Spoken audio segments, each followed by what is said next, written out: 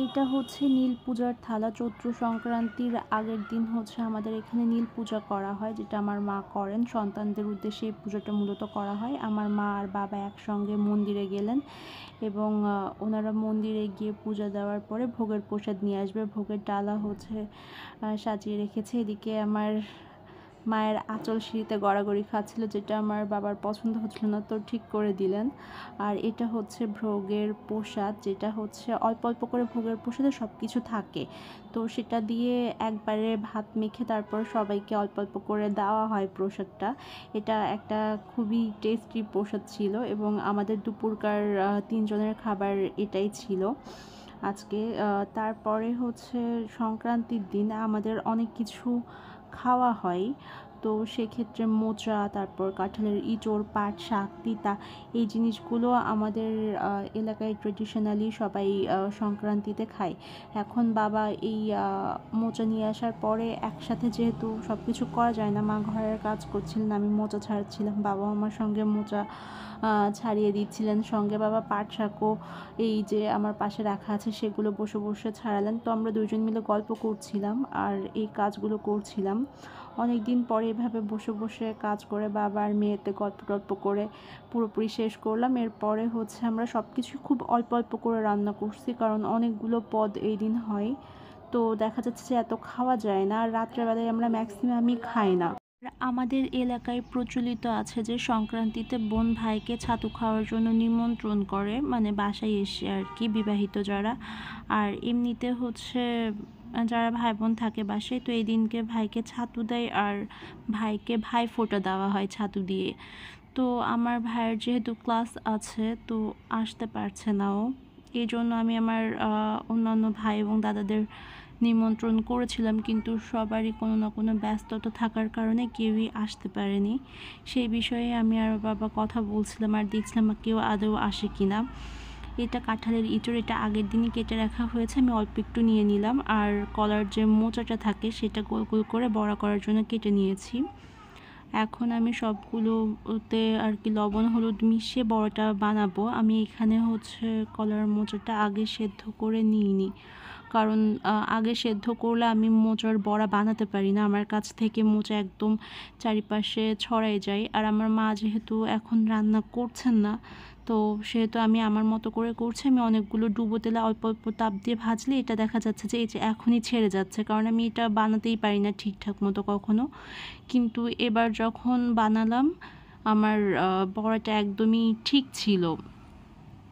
কিন্তু এর আগে যতবারই আমি বানানোর চেষ্টা করছি কোনোবারই আমার বড়াটা ঠিক মতো হয়নি এবং প্রত্যেকবারই কোনো না কোনোভাবে নষ্ট হয়ে গেছে। এখানে জানি না সরিষার তেলটার কালার এরকম দেখা যাচ্ছে কি কারণে।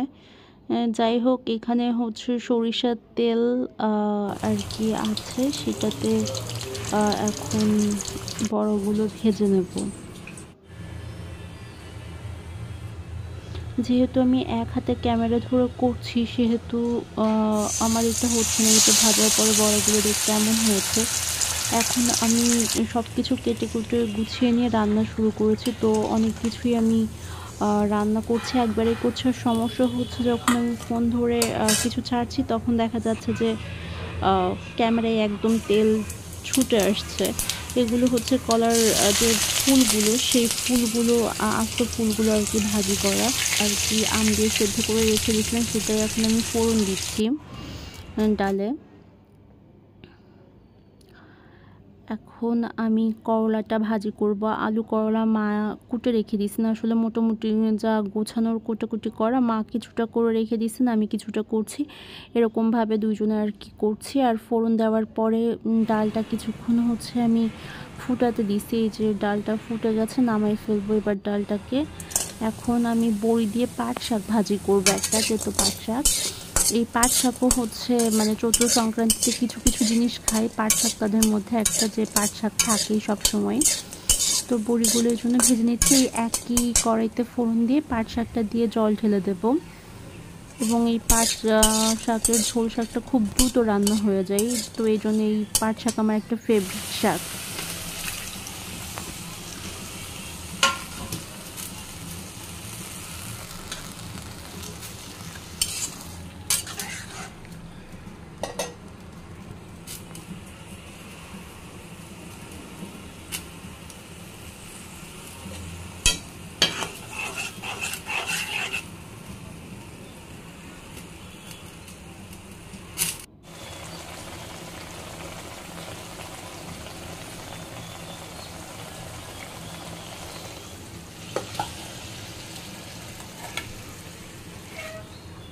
আচ্ছা, আমি এখানে এক হাতে ফোন ধরে আর এক হাতে হচ্ছে জিনিসপত্র নামাচ্ছি, তো ম্যাক্সিমাম সময় দেখা যাচ্ছে এই করতে গিয়ে আমার হাত পুড়ে যায়।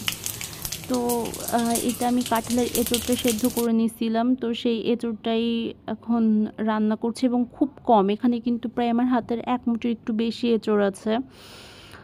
যেহেতু মানে আমরা ৩ জন খাবো এক বেলার জন্য, সেহেতু আমি খুব বেশি একটা রান্না করছি না, আমি সব কিছুই খুব অল্প অল্প করে রান্না করছি। রান্না শেষে আমরা সবাই একসাথে খাবো। আমার থালাটা আমার মা অনেক সুন্দর করে সাজিয়ে গুছিয়ে বেড়ে দিলেন। আর এই যে একটা মাছি, সারাদিন আমাকে মাছি খুব ঝামেলা করছে, যখনই ভিডিও করতে যাই কোথা থেকে একটা মাছি এসে খুব যন্ত্রণা করে। এটার পরে ছাতু খাওয়ার কথা, কিন্তু পেট এত ভরা ছিল যে ছাতুটা খাওয়ার পরে না খেয়ে আমি বিকালে খেলাম, এবং বিকালে ছাতু খাওয়ার পরে রাতে পেটে আর কোনো জায়গায় নেই, তরমুজ খেয়ে আমি পুরো দিনটা শেষ করলাম।